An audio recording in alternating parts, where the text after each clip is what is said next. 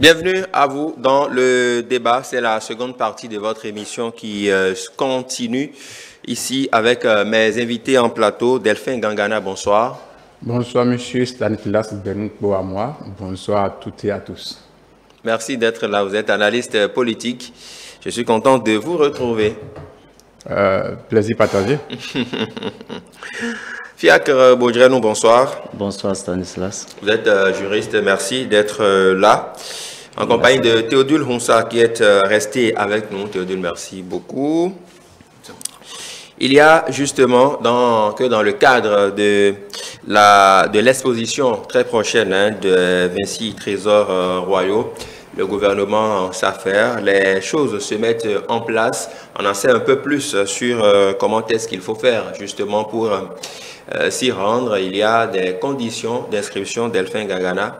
Il y a un site dédié à cet effet pour que les Béninois puissent s'inscrire justement, donner leur identité complète afin de pouvoir avoir accès à ce site-là, au palais de la présidence, pour visiter les biens culturels. Ça veut dire qu'il y a un ordre bien établi et on ne peut pas se lever de sa maison pour dire qu'on se rend au palais visiter les biens culturels. Oui, on ne peut pas se lever de sa maison pour se rendre au palais pour dire qu'on veut aller visiter les biens culturels. Oui, certes, le palais c'est pas notre maison commune, mais cela ne veut pas dire qu'il faut y entrer comme on veut, quand on veut. Donc, il faut l'organiser. Et je pense que l'organisation a été bien réfléchie parce que le fait de créer, de demander à ce que cela soit une inscription en ligne permet de contrôler d'abord le flux, permet de savoir le nombre de personnes qui devraient venir et puis les identifier parce que nous sommes dans une période d'insécurité, nous sommes dans une période où il faut vraiment savoir organiser certaines choses. C'est sûr que d'autres vont dire, oui, Nous ne sommes pas dans une période d'insécurité. Non seulement ça, l'insécurité est permanente. Donc, l'insécurité est permanente, puisqu'on ne sait à quel moment l'insécurité peut, en tout cas, quelque chose de grave. Quand je le dis, ce n'est pas pour dire que... Ainsi dit, peut-être, c'est ainsi dit, c'est comme si le pays... Bon, on va le laisser continuer pour comprendre un peu ce qu'il veut dire. Le monde aujourd'hui court une insécurité mondiale, c'est dans tous les pays, ce n'est pas seulement au Bénin, c'est dans tous les pays. Et quand on dit insécurité, je ne parle pas de djihadisme, je ne parle pas de terrorisme, mais on ne sait ce que chacun est capable de faire. Donc il faut pouvoir contrôler le flux parce que quoi, il ne faut pas laisser tout le monde envahir d'abord le palais, ne pas pouvoir leur permettre d'accéder. D'accéder à l'exposition. Et puis, certains diront que oui, pourquoi en ligne? Parce que tout le monde n'a pas la capacité de s'inscrire. Mais je pense que c'est aussi l'opportunité pour nos élus communaux d'histoire d'organiser ces inscriptions de sorte à ce que dans chaque localité, qu'il y ait quand même un site dédié à l'inscription pour la localité, histoire de permettre à dire, OK, nous sommes 10 à vouloir déplacer de telle localité. Donc, on sait comment l'organiser pour se déplacer et venir voir que de dire, bon, OK, nous n'avons pas tous l'Internet. Oui, nous n'avons pas tous l'Internet, mais nous sommes appelés à aller vers. Donc, c'est aussi le rôle de nos autorités locales et aussi des jeunes, des ONG ou des organisations qui pensent qu'il faut faire la promotion de la chose culturelle, d'organiser la chose de sorte à permettre à tout le monde d'y aller. Il ne faut pas dire parce que bon, on a dit en ligne, donc c'est comme si on est en train de catégoriser. Non, ce n'est pas ça. C'est ouvert à tout le monde, mais ce n'est pas. Il faut juste contrôler. Et je pense que c'est une bonne chose. Moi, je ferai très vite mon inscription pour avoir une carte d'invitation. Vous ne l'avez pas encore fait? Non, je ne l'ai pas encore fait. D'accord. Je ne l'ai pas encore fait. Nous allons marquer une petite pause et revenir juste après.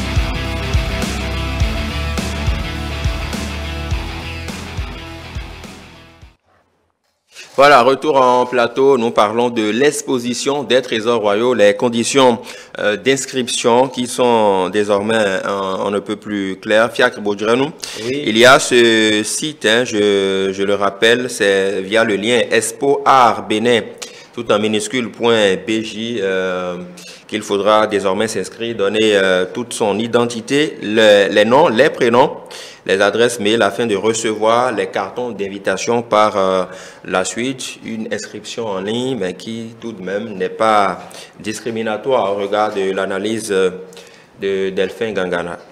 Oui, et je salue le gouvernement qui a vraiment mis tout en œuvre pour que cela soit une chose possible aujourd'hui, puisque moi j'ai déjà fait mon inscription en ligne. Déjà? Déjà, je l'ai fait. Et c'est très facile, l'inscription c'est très facile, ça n'a pas été trop contraignant pour moi, je l'ai fait et j'attends mon carton qui sera disponible le 15 février, puisque les cartons ne sont pas encore disponibles, c'est à partir du 15 février que les cartons seront disponibles. C'est la réponse que vous avez ou bien c'est l'information? Sur le site, vous avez l'information. D'accord. C'est à partir du 15 février que les cartons seront disponibles et les jours de visite sont aussi fixés. Il y a samedi, dimanche de 10h à 18h30 et il y a aussi, je crois, jeudi et vendredi de 15h30 à 18h30. Donc, c'est les jours et heures de visite prévus pour la circonstance ça. Donc, je crois que, comme Delphin Gangana venait de le dire, les autorités locales à divers niveaux doivent aussi organiser la chose pour que tout le monde puisse participer à cette exposition-là, et histoire de permettre à toute la population, surtout ceux qui n'ont pas accès à l'Internet, je propose déjà que dans les arrondissements et de nos communes, les autorités puissent installer un ordinateur et une connexion disponible pour permettre aux gens qui désirent participer à cette exposition et aller faire cette visite-là, de venir s'inscrire en ligne et pour pouvoir recevoir leur carte et se rendre au palais de la République pour visiter. Voilà, mais parlant du lieu choisi, le palais de la République, je veux revenir sur ça puisque Delphin Gangana parlait aussi tout à l'heure de la sécurité. Et je crois que si le gouvernement a choisi le palais, c'est compte tenu de l'importance de nos trésors royaux qu'il faut nécessairement sécuriser, et le palais est le lieu le plus sécurisé de notre pays. Donc, je crois que de ce côté, on peut leur accéder, leur permettre ce choix-là. Mais de l'autre côté, quand on voit déjà les choses qui se passent, ce qui se passe dans la sous-région concernant la sécurité, on peut s'inquiéter un tout petit peu pour dire pourquoi ne pas choisir notre lieu pour exposer ces trésors royaux. Le gouvernement a certainement ses raisons et nous n'allons pas en vouloir pour ça. Le palais de la présidence de la République est déjà choisi. On ne peut plus changer ça à Fiacre. Oui, ça c'est clair. Nous avons été rejoints entre-temps par Victor Bokor. Bonsoir à vous. Bonsoir Stan. Bonsoir au plateau et également bonsoir à tous ceux qui nous suivent. Vous êtes analyste politique, je voudrais que vous embrayiez justement l'argumentaire, en tout cas le pan d'analyse de Fiacre Bodjrenou. C'est vrai, on ne va pas discuter du lieu d'exposition des trésors royaux, mais une inscription en ligne aujourd'hui pour faciliter d'abord la tâche, parce qu'on s'imagine si c'était une inscription physique qu'on avait établie, le monde fou qui aurait peut-être aux différents endroits, la compilation des noms, ça allait prendre assez de temps, mais c'est une plateforme digitale qui est dédiée pour l'occasion. On espère que les gens vont s'inscrire, avoir leur carton d'invitation et se rendre à cette exposition de la façon la plus disciplinée possible, surtout en ces temps de pandémie du coronavirus. Vous faites bien de donner une bonne chute en cette temps de pandémie de Covid. Non, je crois que l'option est toute trouvée et il ne pouvait pas en être autrement quand on sait qu'on a fait l'option de la dématérialisation. Il fallait y associer ce volet numérique-là justement à cette exposition. C'est tout à fait réfléchi et ça permet à tout Béninois, partout où il se retrouve sur le territoire national, même à l'extérieur, de bien vouloir justement s'inscrire, avoir son carton, quitte à répondre à l'invitation à la date qui lui est fixée. Je crois que c'est une très bonne option. Elle permet à tout Béninois, à tout acteur qui désire justement venir visiter ces œuvres-là, de faire juste à partir à partir d'un clic. Donc, pour moi, l'option, elle est bonne. Il faut dire aussi, quand on a pu observer le programme qui est fait, il y a que l'exposition se fait effectivement à la présidence, mais il y a des activités connexes qui doivent accompagner et qui seront hors présidence de la République. Donc, je dis, ma foi, c'est bien réfléchi. Pourquoi? Quand on fait l'option d'exposer les œuvres et qu'on sait le flux qui viendra vers la présidence, mais pour donner plus de visibilité, il était important que d'autres activités connaissent qui se déroulent en dehors de la présidence de la République puissent venir relayer un tant soit peu ce qui se fait, comme pour amplifier la communication sur ces œuvres qui sont rentrées au Bénin. Moi, je dis que c'est une très belle option, ce qui permet d'ailleurs, au-delà justement de la visite des œuvres, d'impliquer un certain nombre d'acteurs du monde culturel autour justement de la visibilité de ces œuvres d'art. Écoutez, nous avons appris qu'il y aura des conférences, des débats. Oui, des conférences, débats avec des experts, justement. Et effectivement, qu'au-delà des conférences, débats, il y aura des animations scéniques, donc un ensemble d'acteurs culturels qui seront mis en œuvre. Il y aura des visites d'ateliers d'artistes qui sont prévus également, des projections, débats, des performances artistiques, des rencontres également. Et donc, c'est dit qu'il y a un ensemble de programmes qui ont été concoctés durant ces 3 mois, ne serait-ce que pour faire un zoom focus sur les œuvres qui sont rentrées au pays. L'option, elle est bonne, à savoir l'inscription en ligne, mais également le fait de démultiplier les activités hors présidence de la République permet également de donner une certaine visibilité, une certaine attractivité sur cette action qui est projetée pour 3 mois. Théodule, sur la même question, inscription en ligne. L'inscription en ligne, avant d'aborder l'inscription en ligne, j'aimerais préciser, et en tout cas, moi, mon analyse par rapport au choix de la présidence de la République. Vous savez, la présidence de la République, qui est la première administration béninoise, a été rénovée entièrement. Nous avons vu des images qui sont vraiment attrayantes. Nous avons une vue de ce qu'est désormais notre présidence de la République, la maison commune, la maison à tous, où travaille le président de la République, premier citoyen, avec ses collaborateurs directs. Et donc, c'est peut-être dans l'optique d'abord de faire visiter la présidence, pas en tant que visite en bonne et due forme, mais permettre au public de voir un peu le travail qui est fait, la rénovation qui est faite aujourd'hui. C'est vrai qu'avant d'aller dans la grande salle des fêtes, la salle du peuple, où sont exposés ces objets, vous aurez à traverser, à prendre par un itinéraire. Vous aurez forcément l'obligation, sinon vous serez contraint de voir un peu le beau paysage que présente la belle architecture que présente aujourd'hui la présidence de la République. Donc, certainement, le choix a été fait à dessein et par rapport à ces éléments-là, c'est sûr. On ne va pas dire on veut visiter, on fera une visite de la présidence renouvelée, non, mais l'arrivée de ces objets royaux vient donner un peu une autre connotation à cela. C'est ce que je pense pour ma part. Et donc, l'inscription en ligne, oui, parce que nous ne pouvons pas dédier un ministère au numérique et ne pas mettre l'accent sur le travail qui est fait dans ce sens. C'est-à-dire mettre le numérique en avant dans tout ce que nous faisons. Et donc, nous faisons aussi la promotion de la dématérialisation de notre administration. Et donc, ce ministère travaille au jour le jour avec des techniciens qui réfléchissent par rapport au logiciel, par rapport au programme, par rapport à tout ce que cela comporte comme obligation, comme nouveauté, comme contrainte. Et donc, l'inscription en ligne, nous ne pouvons pas dire que c'est une exclusion, non.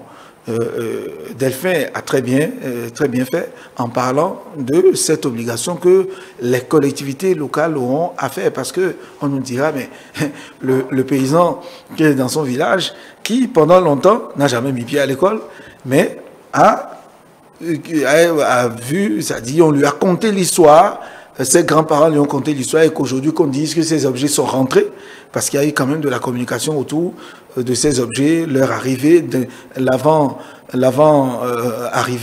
l'arrivée et l'après dans toutes les langues. Les radios communautaires ont été mises à contribution pour expliquer un peu ce qui se passe. Donc, certainement, dans leur coin, ils veulent voir ces objets-là. Alors, comment aller les voir? Voilà qui ne savent pas manipuler l'outil informatique, en tout cas, aller s'inscrire en ligne. Donc, autour de nous, nous avons chacun à notre niveau, autour de nous, un travail à faire, mais également avec les élus locaux qui doivent réfléchir très rapidement avec leur conseil communal, qu'est-ce que nous pouvons faire pour permettre à la population d'aller. C'est vrai que on n'a pas dit d'abord ceux de Cotonou, ceux des grandes villes ou de chaque département, non. C'est réservé à tout le monde d'abord.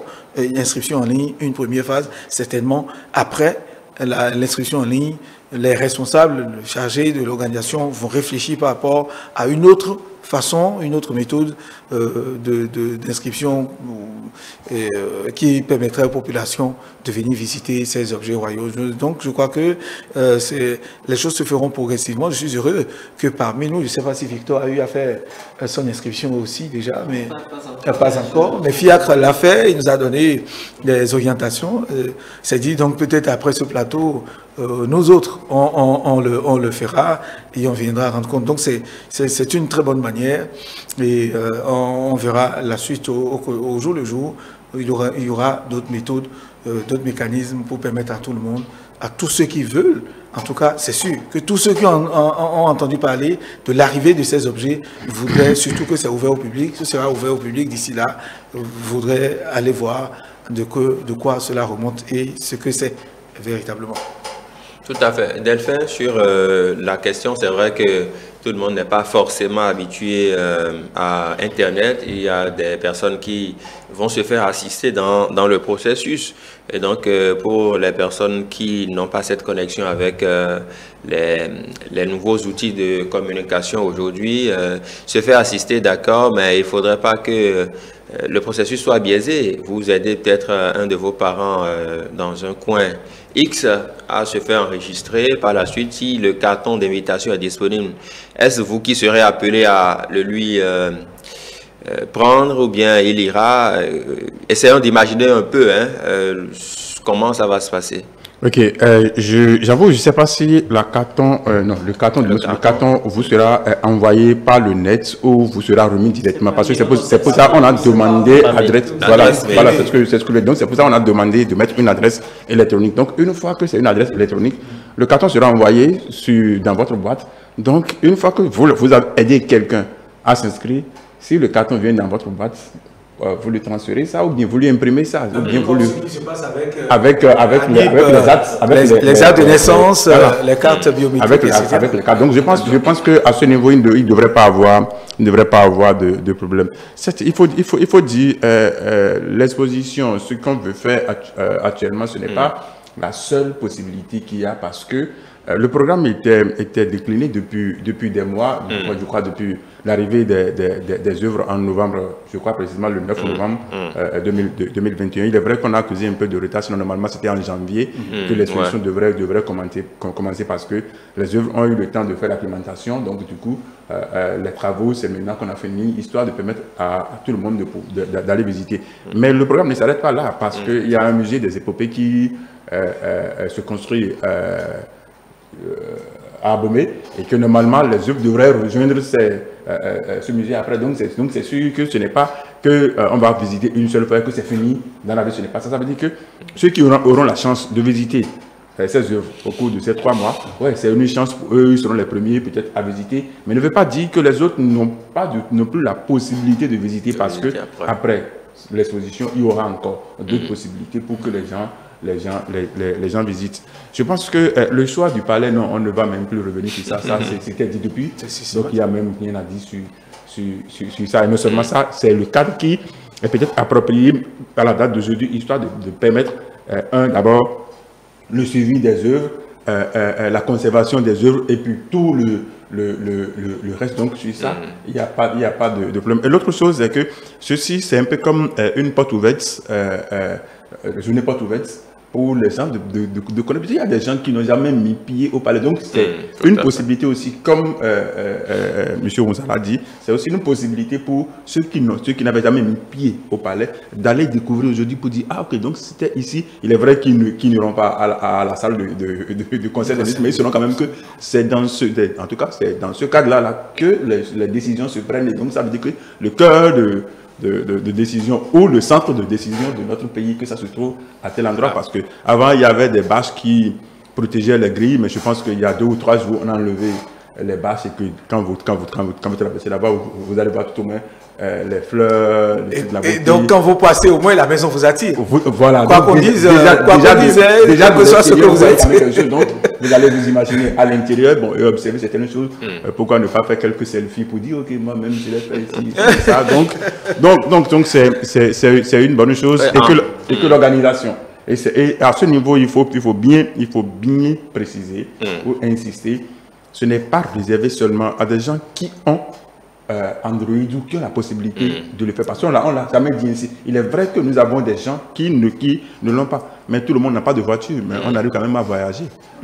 C'est sûr qu'il y aura des gens qui vont pouvoir vous aider à voyager. Donc du coup, si quelqu'un a envie de visiter, n'a pas, c'est pas Android, c'est soit un frère il ou se fait aider. Mais c'est pour ça, moi je dis, c'est à ce niveau qu'on verra le travail d'abord de nos autorités locales, je vais même montrer un tout petit peu de nos préfets. Oui, c'est vrai qu'ils sont là, ils sont les représentants de l'exécutif, mais aussi un pont entre l'exécutif et la population. Voilà, et donc du coup, ils ont aussi intérêt quand même à accompagner le processus, histoire de permettre à tout le monde de le faire. Donc c'est pour ça qu'il faut que cela soit d'abord organisé pour permettre à la population de dire oui. Parce qu'on l'a dit, il faut vraiment tenir compte de la situation actuelle. Quand je parle d'insécurité tout à l'heure, ce n'est pas qu'insécurité, comme vous l'avez dit, avec l'affaire de Covid, où on dit qu'il faut éviter l'attroupement. Donc on ne peut pas permettre aux gens de venir s'aligner, donc du coup, il faut l'organiser. Donc les autorités locales ont quand même intérêt à aider le gouvernement, à aider la population, à dire nous allons l'organiser de sorte à permettre à tout le monde de pouvoir y aller, même si tout le monde ne pouvait pas y aller, mais on va le faire pour que le maximum de ceux qui désirent ou la possibilité, parce que n'oubliez pas, le palais, ce n'est pas seulement là pour recevoir que ça, parce que les gens vont aussi travailler. Donc c'est pour ça qu'il y a des horaires, il y a les temps de visite. Il y a des horaires, il y aura des jours également. Forcément. Pour le faire. Donc du coup, il faut s'inscrire massivement pour en profiter avant que notre musée des rois ne soit définitivement fini. Pour que, bon, là, ce sera ouvert à tout le monde. Si vous et donc, chacun de nous avons un travail à faire. Nos tentes qui sont aboumées, qui un peu partout, on doit les aider. Victor Bokor, sur la question justement de la sensibilisation, de l'inscription en ligne, il faudrait quand même ne pas perdre de vue, et je le disais tout à l'heure, le contexte sanitaire qui est assez particulier. C'est vrai, aller visiter le palais de la République, mais tout faire pour en sortir quand même sain, ne pas contracter le coronavirus. Et donc, forcément ou certainement, il y aura quand même des conditions d'accès liées aux mesures, au respect des gestes barrières, à la vaccination anti-Covid certainement, et peut-être au nombre de personnes qui auront accès, parce qu'on a parlé de visites individuelles ou de groupes, mais dans un groupe, il faudra quand même nous préciser combien de personnes. Il ne faut pas venir à 20 ou à 30 personnes pour vouloir entrer dans une salle. Donc, il y a tous ces petits détails-là auxquels on devra faire face certainement. Vous savez, tout va se jouer sur les invitations. C'est ce pourquoi je dis la formule, elle est bien trouvée. Il est donné à tout le monde d'aller s'inscrire. Mais quant au carton d'invitation, ce carton vous indiquerait également l'heure de visite et le jour de visite, de sorte qu'un filtrage sera fait quant au flux qui viendra sur la présidence de la République. Alors, il y a un aspect qui me paraît important. Écoutez, si nous voulons faire de cette période, les 3 mois d'exposition de ces œuvres à la présidence de la République, une histoire de fête, il est important, et comme le dit mon vis-à-vis d'Angana, pour bien faire le nom, parce qu'il m'arrive de faire des confusions. Alors, il est important que déjà au niveau décentralisé, que les acteurs prennent le relais nécessaire pour s'organiser de sorte à permettre justement aux populations de venir justement voir ces œuvres-là.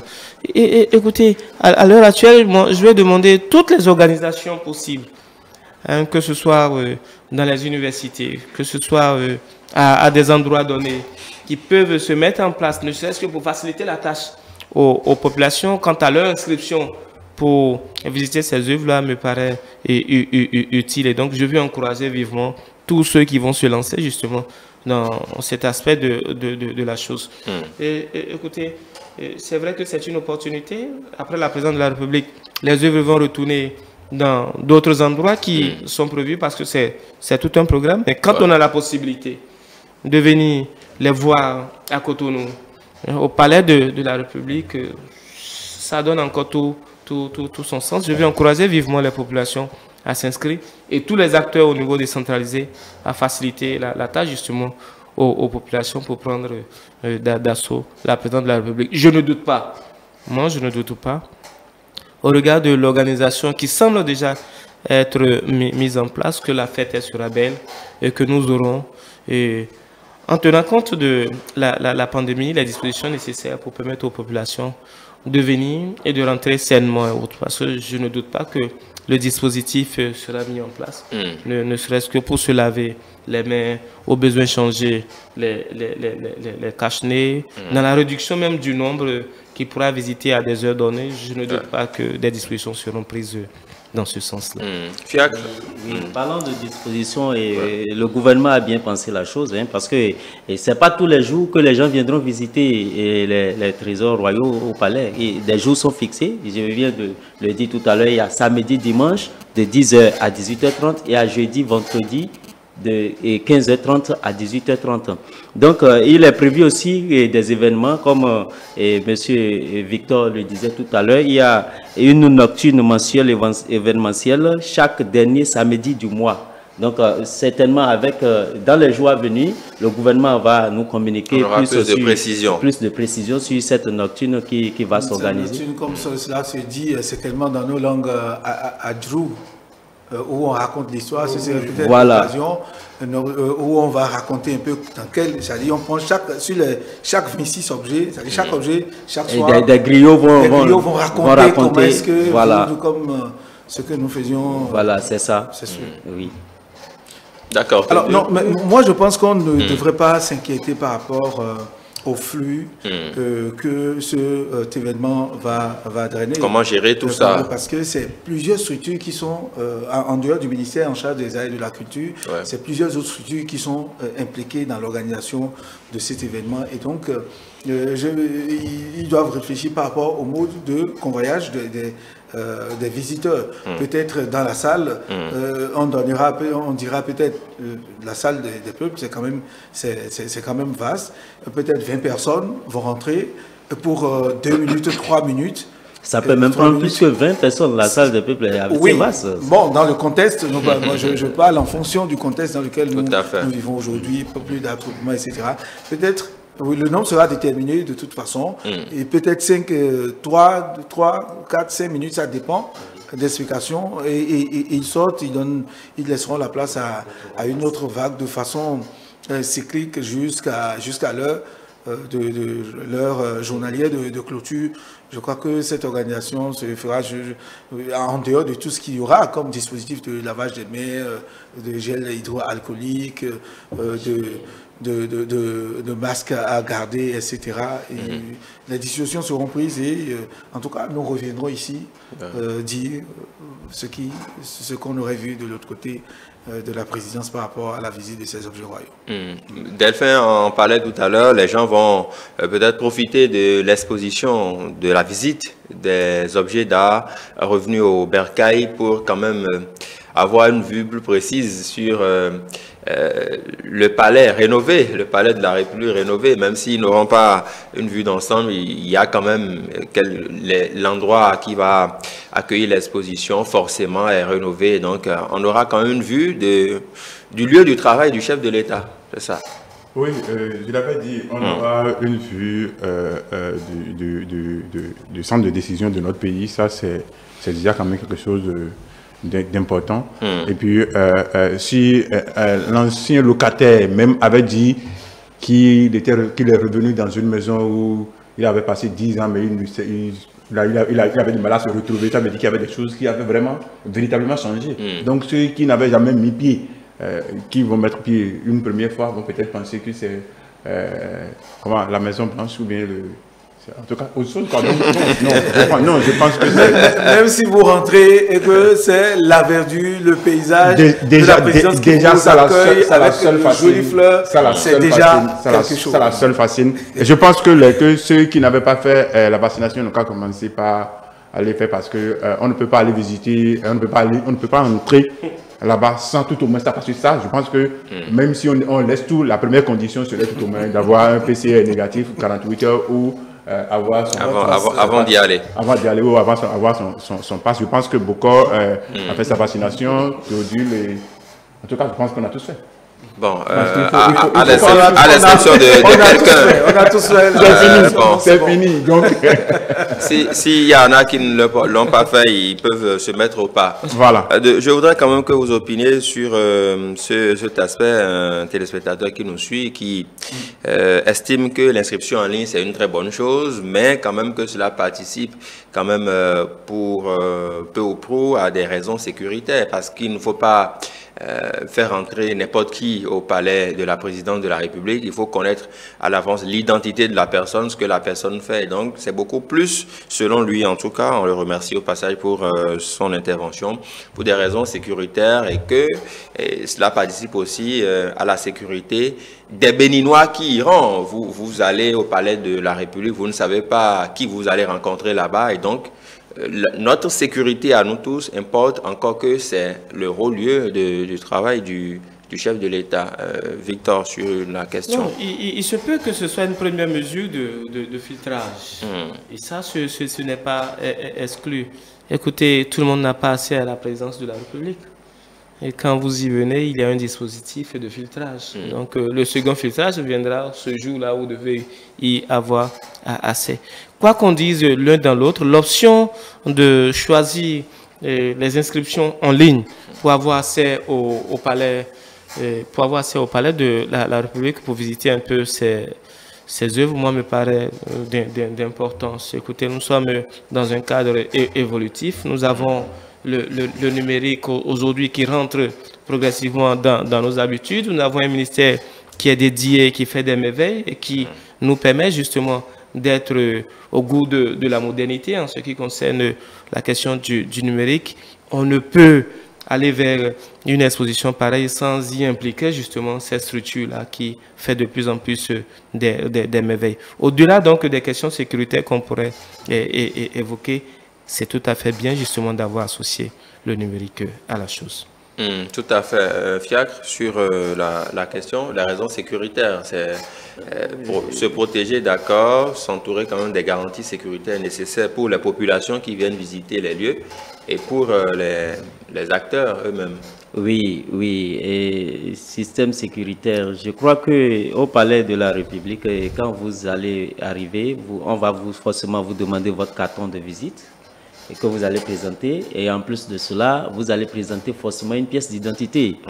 Et je crois si le gouvernement a mis en place l'inscription en ligne, c'est sûr qu'ils ont prévu des éléments que nous ne maîtrisons pas certainement. Peut-être puisqu'ils ont demandé de donner juste le nom et prénom.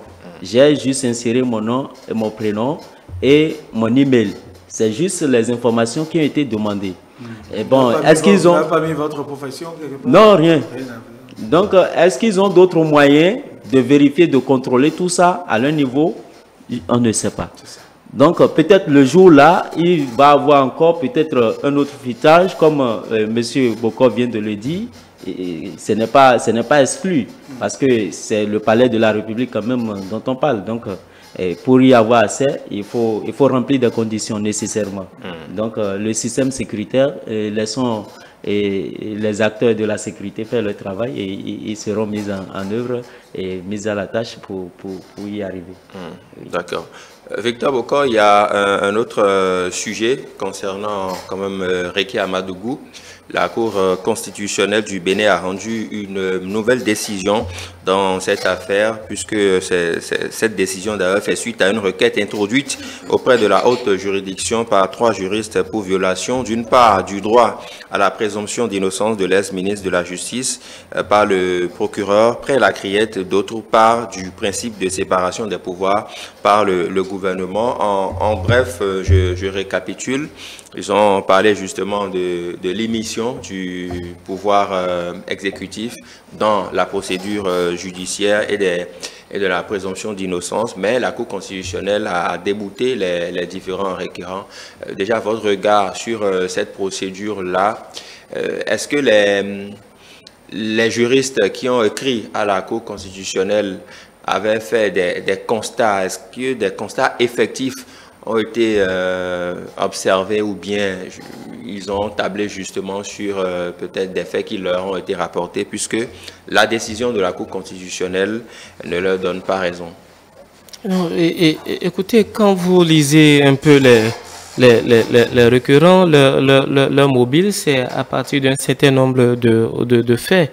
Ils estiment que le procureur de la République au niveau de la criette a été justement affirmatif, qu'il aurait utilisé le président et que cela en fait entachait d'office ou se présentait en fait sous forme d'un jugement d'office, en entendant même que justement la justice elle ne se prononce sur la question, et que le fait d'avoir été affirmatif condamnait davantage ou condamnait déjà justement Rekia Amadougou, et également que le fait que l'information soit relayée sur le site de la présidente de la République venait relever justement une connivence, et donc qu'il y avait une émission de l'exécutif justement dans le judiciaire. Non, écoutez, il faut prendre un peu de recul quand on voit le verdict qui, justement, ce que dit la Cour constitutionnelle. Il est clair qu'il n'y a pas eu émission de l'exécutif dans le judiciaire, et qu'aucunement le fait d'avoir publié sur sa page, sur l'une des pages de la présidente de la République, il n'y avait pas assez d'éléments concordants qui pouvaient montrer justement une connivence entre l'exécutif et le pouvoir judiciaire, qui ont une séparation de fait, mais pas une séparation fonctionnelle. Ça, il faut le préciser. La Constitution, celle que nous avons dit clairement que les 3 pouvoirs sont séparés, mais il n'en demeure pas moins que les 3 pouvoirs ont la possibilité de changer sans toutefois se donner des injections, et que cette séparation-là n'est pas fonctionnelle. Voilà, sur le fait. Ce qu'il faut déjà apprécier, c'est que la Cour constitutionnelle puisse se prononcer sur une question pareille.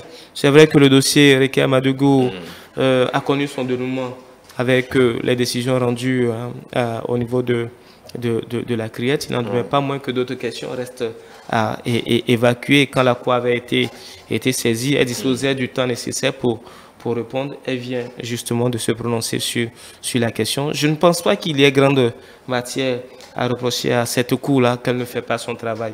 Bien au contraire, le droit, il est clairement dit. Et aussi que le procureur n'avait pas été aussi affirmatif comme il se doit, parce qu'il n'est que venu présenter les éléments justement qui à cette époque-là existaient quant à ce qui était reproché à Rekia Amadougou. On a pu constater que l'ensemble de réquisitoires ou le cours normal du déroulement justement de la procédure nous a permis d'avoir assez d'éléments sur ce que retourne cette affaire. Ceux qui l'ont compris ont tiré les grandes conclusions, et donc le procureur de la République n'avait pas passé outre mesure justement les dispositions de la Constitution. Delphin Gangana, la Cour dit clairement, pas de violation ni du droit à la présomption d'innocence, ni du principe de séparation des pouvoirs dans le dossier Rekia Madougou. C'est la conclusion de la décision DCC 21-338 du 21 décembre 2021, rendue par la Cour constitutionnelle. La décision qui fait d'ailleurs suite à une requête en date à Abomey-Calavi du 19 juillet 2021, par laquelle les trois juristes, Landry Adelakoun, Romaric Zinsou et Miguel Hueto, ont formé un recours pour violation d'une part du droit à la présomption d'innocence de l'ex-ministre de la République et d'autre part du principe de séparation des pouvoirs par le gouvernement. Donc c'est juste pour situer le contexte de tout ce qu'il y a eu autour de cette décision de la Cour constitutionnelle. Votre regard? Oui, c'est vrai, on dit les décisions de la Cour sont sans recours, mais ne sont pas... En tout cas, on peut commenter. Moi, je ne veux même pas commenter la décision de la Cour, mais permettez-moi juste de faire deux ou trois constats. C'est la preuve que nous sommes en démocratie et que notre démocratie fonctionne à merveille. Parce que quoi, la possibilité donnée à des citoyens ou à des citoyens de dire nous ne sommes pas d'accord sur quelque chose ou nous pensons que telle chose a été bien faite ou n'a pas été bien faite et qui, à la fin, obtiennent une réponse. C'est-à-dire quoi? Vous n'allez pas vous plaindre à votre père ou à votre supérieur impérativement pour avoir raison. Mais vous pouvez aller vous plaindre pour voir est-ce que ce qui a été fait a été vraiment bien fait ou si vous avez raison. On ne va pas à la justice pour toujours gagner.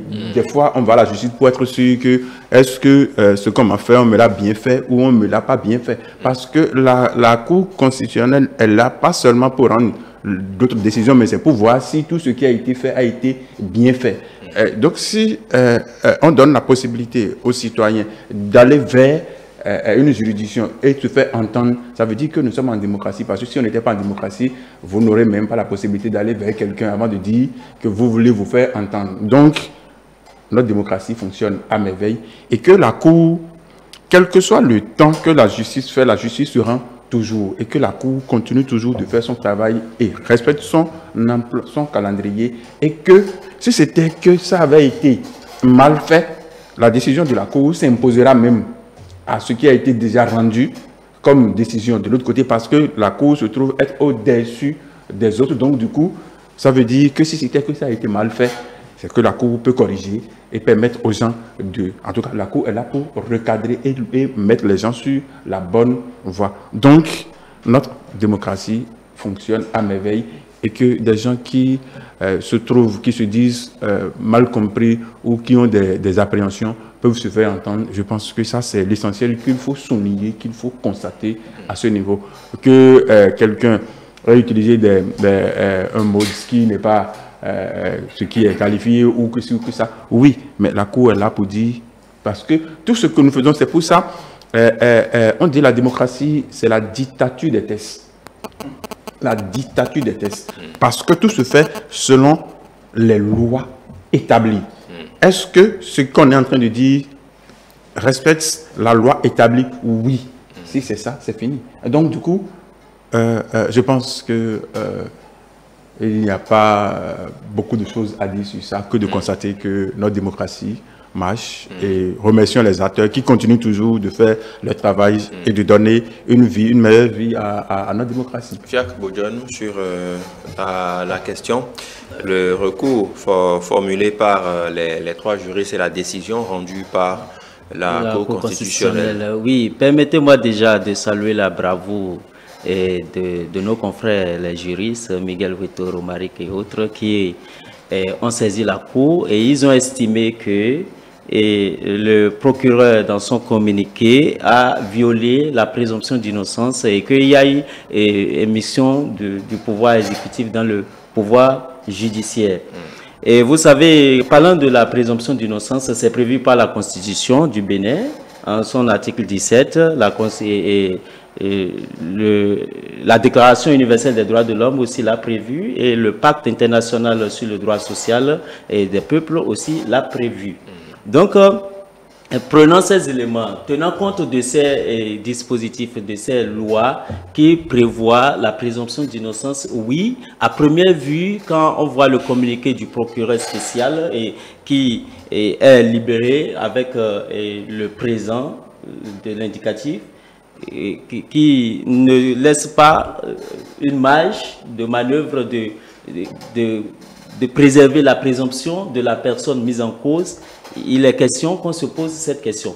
Mais lorsque la Cour vient justifier, pour dire que oui, le procureur spécial était dans son rôle et que c'est une prescription, une exigence légale du Code de procédure pénale en son article 12, alinéa 3, et je n'ai pas pu lire l'article avant de venir. Je suis sûr que si l'article 12 alinéa 3 du Code de procédure pénale ne l'avait pas prévu, la Cour ne l'aurait pas cité en justifiant l'acte du procureur spécial. Mais est-ce à dire que les juristes qui ont formulé ce recours n'avaient pas connaissance de l'article du Code pénal qui autorise justement le procureur à... Peut-être qu'ils n'ont pas eu la présence d'esprit d'aller consulter le Code de procédure pénale en cette disposition-là avant de saisir la Cour. La Cour, donc, je crois que ça doit être ça.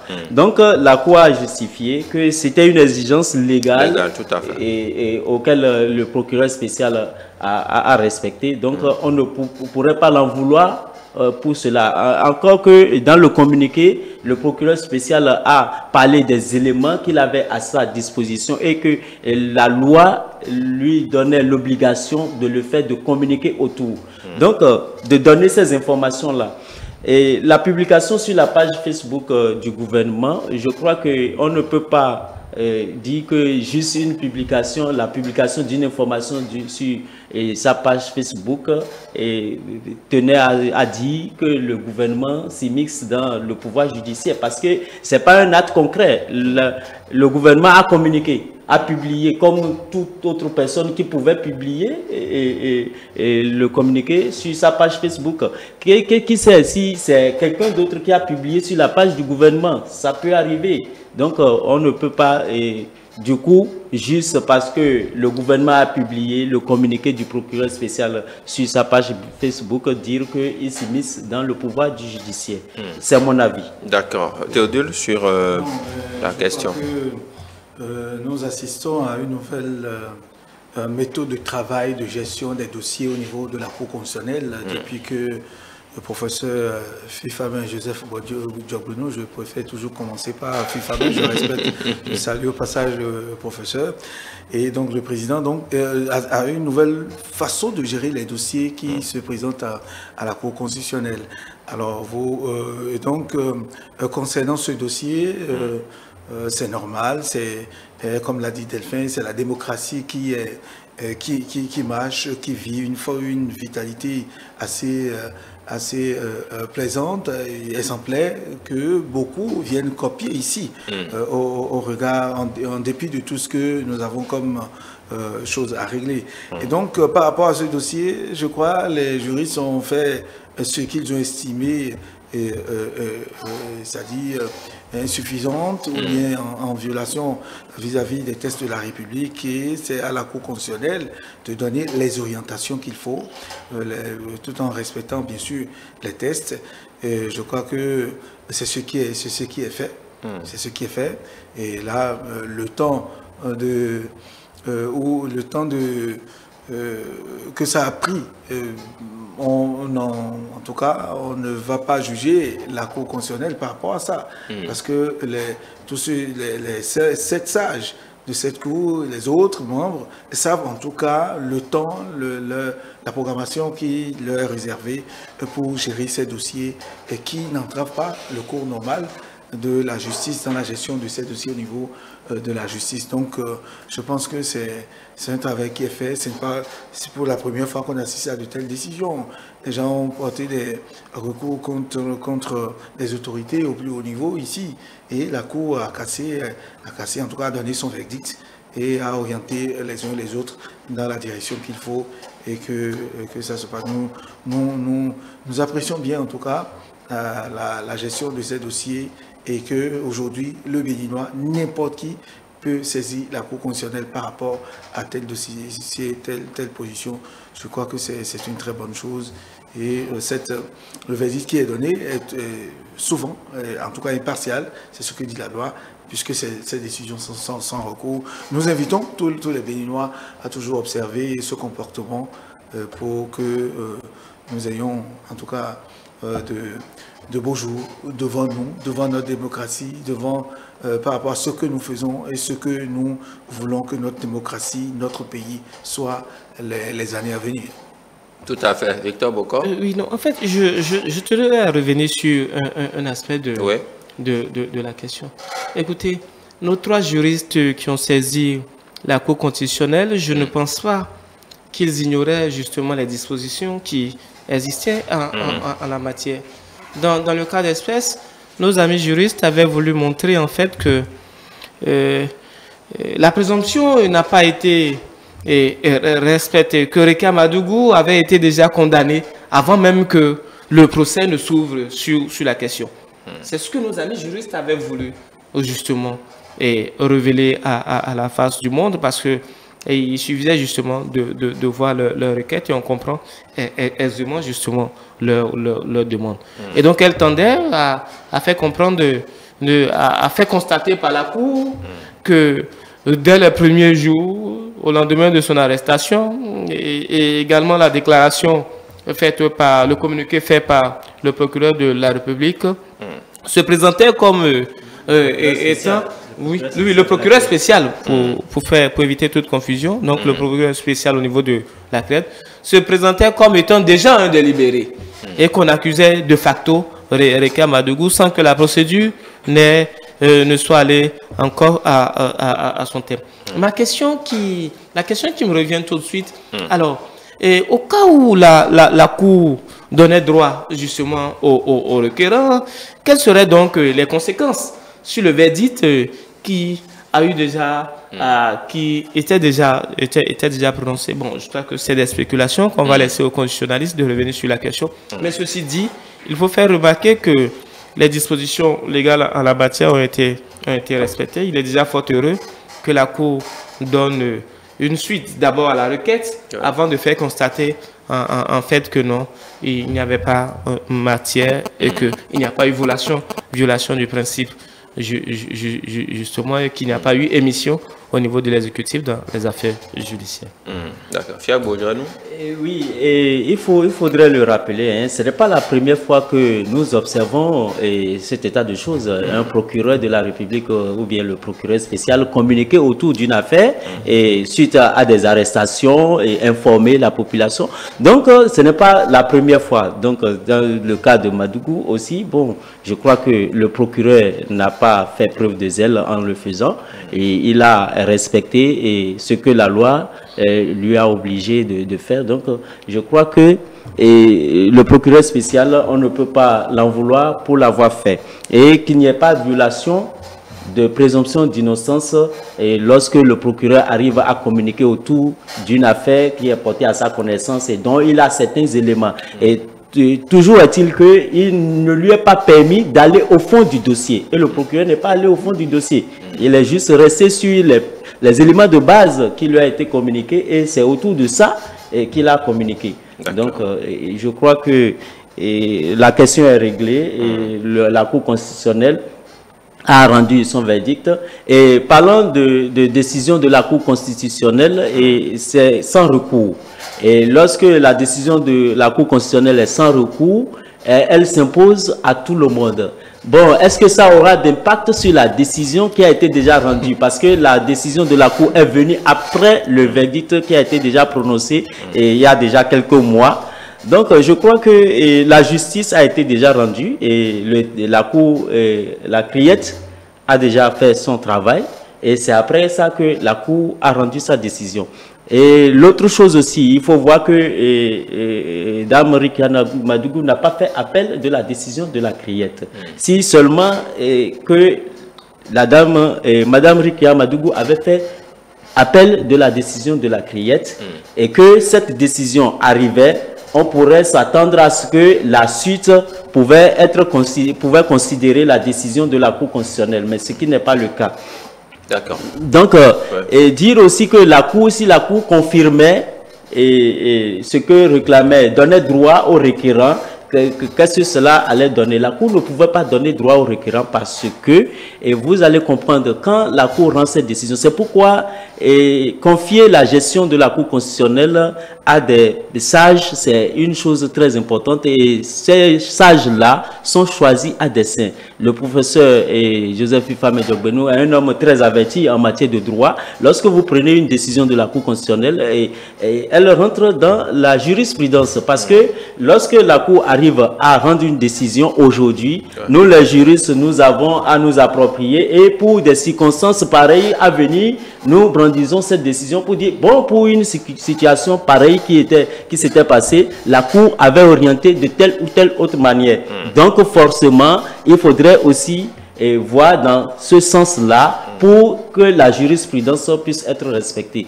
Donc je crois que la Cour constitutionnelle a fait son travail et il n'y a pas question de polémiquer autour. Il y a certains Béninois qui sont des modèles de ponctualité. Delphin Gagana, au détour d'une cérémonie fort simple, ils ont été quand même distingués parce qu'ils représentent ceux-là qui cultivent encore cette valeur qu'on peut appeler ponctualité aujourd'hui.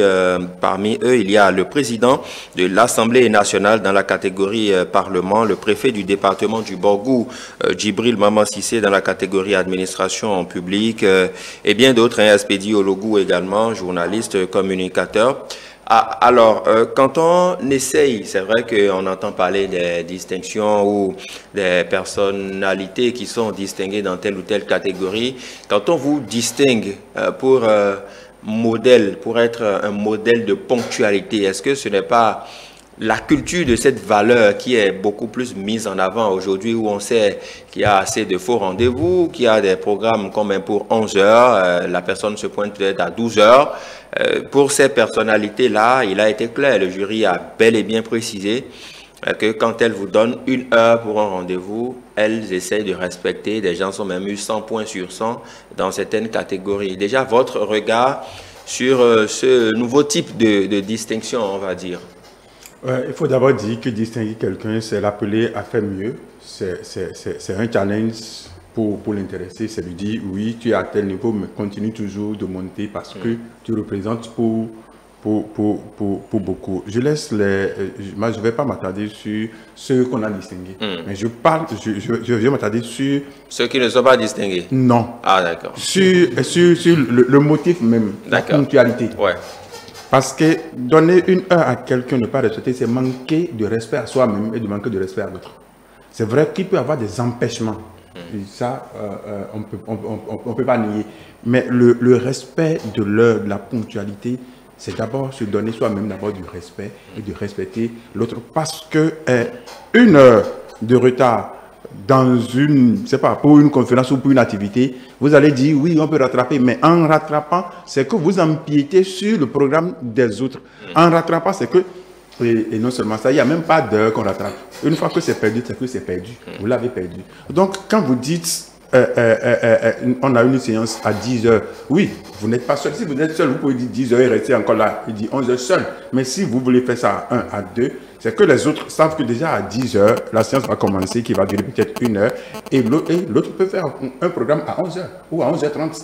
Mais dès que lui fait son programme à 11h30, quelqu'un d'autre peut faire ça à 11h45. Et dès que vous accusez un retard d'1 heure, c'est que vous bousculez le programme de celui qui a fait son programme à 11h et vous bousculez le programme de celui avec qui vous avez fait un programme à 11h qui lui-même avait fait un programme à quelqu'un d'autre. Ça veut dire que de fil en aiguille, c'est que vous bousillez toute une ligne sans le savoir. Donc, la ponctualité, c'est un truc capital.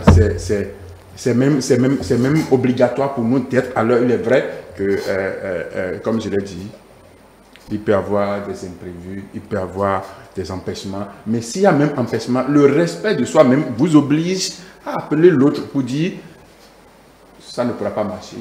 Ou est-ce que ton temps te permet encore de pouvoir venir, parce que si tu viens, il ne faut pas que ça empiète sur ton programme. Est-ce que ça pourra peut-être se faire ou pas, et que vous entendez encore sur un nouveau rendez-vous, histoire de pouvoir le faire. Et l'autre chose, c'est que quand il s'agit, quand il s'agit de 2 ou de 3 personnes, mais quand il s'agit d'une conférence ou quand il s'agit d'une grande réunion et que vous invitez les gens et qui ont laissé leur activité et qui sont venus s'asseoir et puis c'est à 10h, vous dites 10h et que vous-même vous pointez à midi, je pense que vous-même, vous n'êtes pas sincère envers vous-même. Donc du coup, le temps, on dit le temps, c'est de l'argent. Donc si vous ne voulez pas disperser de l'argent, alors ne dispersez pas le temps que vous avez, ne dispersez pas le temps des autres.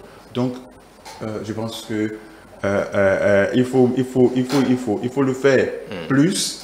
Et moi, j'avais proposé en 2016, je le dis juste comme ça, j'avais écrit à l'actuel porte-parole du gouvernement, que j'avais fait une proposition pour dire, désormais dans l'administration, on va peut-être placer des caméras à l'entrée et que dès que vous sortez, on sait à quelle heure vous êtes sorti, on sait à quelle heure vous êtes entré. Donc à la fin du mois, on peut évaluer et puis primer ceux qui sont à l'heure et puis sanctionner. Et dire non, mais on ne va pas sanctionner les autres comme ça, mais on va le dire.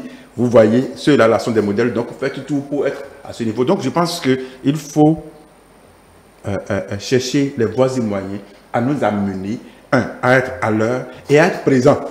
Le tout ne se fait pas de venir, juste on vous a vu à 10h et que déjà à 10h, vous sortez de votre bureau, mais vous sortez de la conférence pour continuer encore autre. C'est pour ça que je dis, je ne parle pas de ça, mais je parle du sujet même, quoi. Ça veut dire quoi? Il faut être à l'heure, mais il faut être là. Il ne suffit pas de venir vous voir, vous êtes venu et que vous éclipsez encore, ce n'est pas ça. Parce que vous êtes appelé à faire un travail, il faut bien faire le travail et faire le travail dans le temps prévu, histoire de faire développer le pays et de vous épanouir. Tout à fait. Fiacre Bojranou, sur la même question, on sait quand même que des distinctions ont toujours plus pour d'autres sujets, d'autres raisons.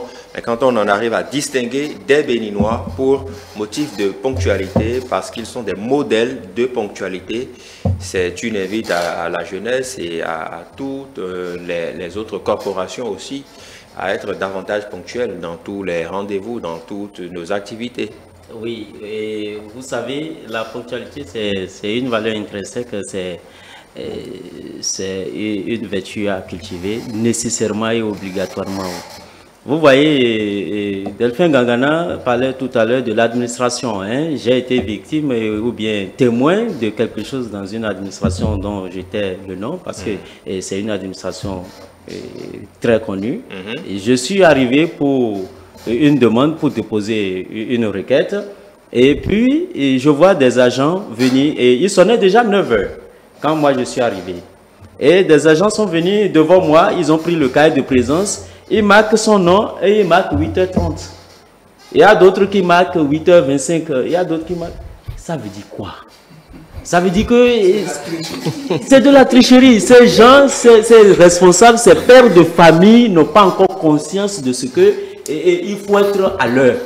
Celui-là, par exemple, qui vient tricher avec la présence, avec la ponctualité, qu'est-ce qu'il dirait à son enfant qui ne va pas à l'heure à l'école?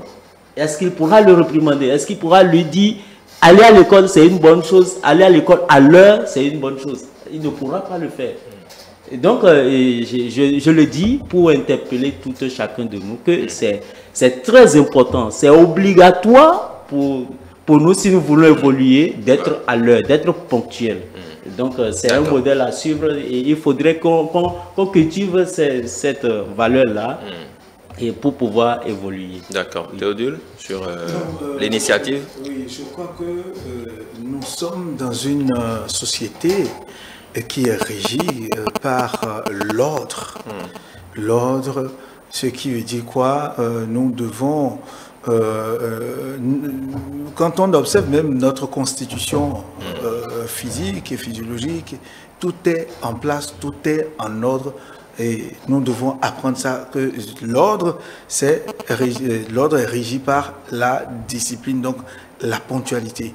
La ponctualité, c'est l'autre qualité de vie que nous devons cultiver. Est-ce que vous savez, vous voyez, cultiver la ponctualité, la crédibilité, tout ce sont des vertus que nous devons au quotidien cultiver, apprendre à la jeune génération, apprendre à la postérité, à nos enfants, toutes ces vertus-là. Alors, qu'on en vienne à distinguer les autorités, vous voyez, Moi, je dis, au-delà, en dehors de ceux-là, il y a d'autres autorités dans ce pays qui nous donnent l'exemple de ponctualité. Si nous prenons le président de la République, il a toujours été à l'heure à toutes ces rencontres, c'est-à-dire au niveau de la présidence qu'au niveau officiel national. C'est la ponctualité. Et quand vous prenez, par exemple, le ministre d'État, secrétaire général de la présidence de la République, ce sont des exemples de ponctualité qui ne dit pas son nom. Ceux qui les ont côtoyés peuvent témoigner, témoigner. Et bien d'autres encore. Est-ce que vous voyez, ce sont des...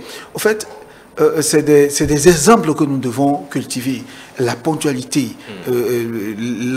dans ce que nous faisons, même quand nous ramenons la balle à notre niveau, c'est-à-dire de façon individuelle, nous devons apprendre à être vraiment ponctuels vis-à-vis de nos programmes, vis-à-vis de notre emploi du temps, vis-à-vis de notre programmation, tout ce que nous avons envisagé faire, peut-être au sein de la famille, la petite famille, la grande famille, autour de nous, avec les amis, les camarades. Nos comportements doivent être le reflet de ce que nous sommes. Donc, la ponctualité, c'est l'autre vertu qui doit déteindre sur notre travail et pour qu'au finish, in fine, qu'il y ait la réussite comme on a l'habitude de dire. Donc, je crois que c'est une très bonne chose et que ceux qui sont distingués, ces autorités, nous ne leur apprenons rien. En réalité, ils constituent aujourd'hui des exemples. Ça veut dire quoi? Ils doivent continuer davantage à nous servir, à nous démontrer cet exemple qui, aujourd'hui, force l'admiration et qui nous amène à parler d'eux en ces termes. Tout à fait. Victor, rapidement, sur l'initiative et peut-être les Béninois qui sont distingués. Non, d'abord il faut féliciter ceux qui ont été distingués. Quand j'ai cru comprendre en fait que c'est à l'issue d'un grand tamis, parce qu'il y a eu plusieurs dossiers que le jury a reçus, et après tamis justement, ceux qui ont été retenus sont ceux qui répondaient le plus justement à ce qui était cherché, à ce qu'il fallait prévaloir, et donc la promptitude dans l'administration publique. Et les acteurs comme le Vlavono qui s'en sont sortis justement du lot sont des figures qu'on ne présente plus. Et de là à les élever en termes de modèle de ponctualité doit être perçu comme une volonté de sensibiliser d'autres acteurs à ressembler justement au président de l'Assemblée nationale et aux autres qui ont été distingués, comme pour dire que la vertu que nous attendons, cette qualité-là, elle était importante et qu'elle a des incidences sur le développement de notre nation et qu'il fallait encourager les uns et les autres à aller vers justement la promptitude et donc s'élever et participer justement au développement de son pays. Parce que quand vous êtes quand vous êtes prompt, il est évident justement que vous permettez à tout de se dérouler comme il se doit. Donc une félicitation à tous ces promus, à tous ces distingués. Merci beaucoup à vous, Victor Boko, Delphin Gagana, Fiacre Bodjanou et Théodule Honsa. On va vous retrouver demain. Merci pour votre contribution. Demain, voilà, en attendant demain, place maintenant à la chronique politique. Restez avec nous.